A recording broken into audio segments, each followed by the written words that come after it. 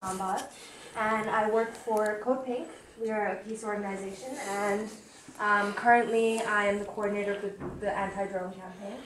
And I think as a Pakistani, the reason that we organized this vigil was to peacefully bring together Pakistani Americans, and Americans that also really care about this issue, to show that it's something that's not just to be protested in Pakistan or in Yemen or in Somalia, in this case in Pakistan, but something that Pakistani Americans that occupy both categories and Americans that have visited Pakistan or Americans that read the news and care about human rights can all come together and talk about it. So I think a lot of us come from a lot of different walks of life, but we all came together today about drones.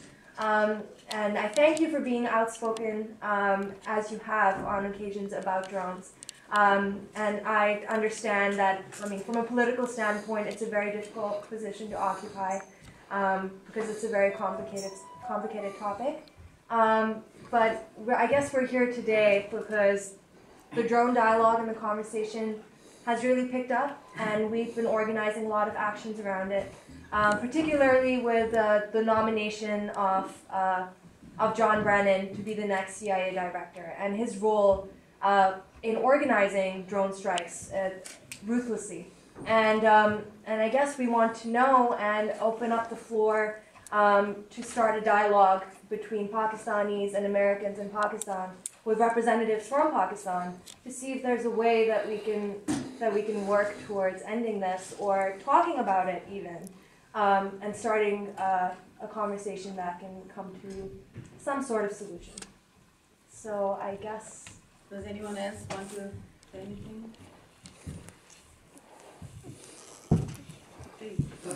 Madam Ambassador, I was wondering, I've heard lately in the U.S. media in this country that the United States government is committed to a continuation of the U.S. government criminal drone attacks inside the frontiers of Pakistan. Would you care to make any commentary about these matters in your role as Pakistani Ambassador to this country? Let me just first of all speak to the broader issues raised here. And first of all, I want to just say that you've been out in the cold, and we were all, most of me in my offices were out in a meeting. We just heard that you were at the embassy. So our policy is that whoever brings any petition to the door, we do seek to meet with them, and we wanted to get you out of the cold, first of all, and also address concerns. And clearly these are concerns that echo what Pakistan feels in many senses, what you said very eloquently, and I believe some of you have been to Pakistan as well as part of a larger campaign to raise awareness. But I have just, what I can speak to is the fact that we have been raising this issue at multiple levels. We raise it in most meetings. There seemed to be at some point that there should not be any ambiguity about the fact that Pakistan is very clearly against the whole business of drone attacks on its territory. We see them as against the law. We consider them a violation of our sovereignty. And I have also gone ahead and said that the purpose for which they are deployed is really not under discussion.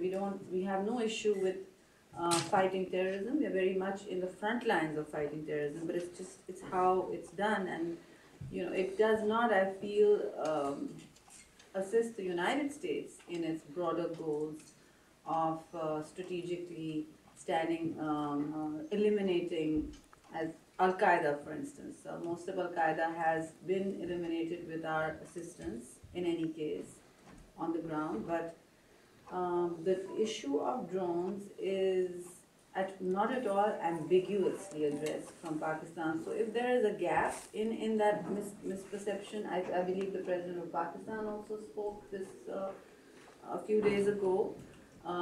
So that echoes of what we have been saying here. Drones are a clear violation of our sovereignty. And I also feel that as far as the United States is concerned, it is counterproductive to the broader goal even of eliminating certain kind of terrorism, because what it does is it radicalizes others in a terrain that we are seeking to drain of terrorism, militancy and extremism. So what it does is it rounds up more people, it recruits more people in the medium and longer term. So really that's what I can say to you today, and I hope it's making our position very, very clear. We would now, of course, leave some of my senior officials with you and also have some tea outside.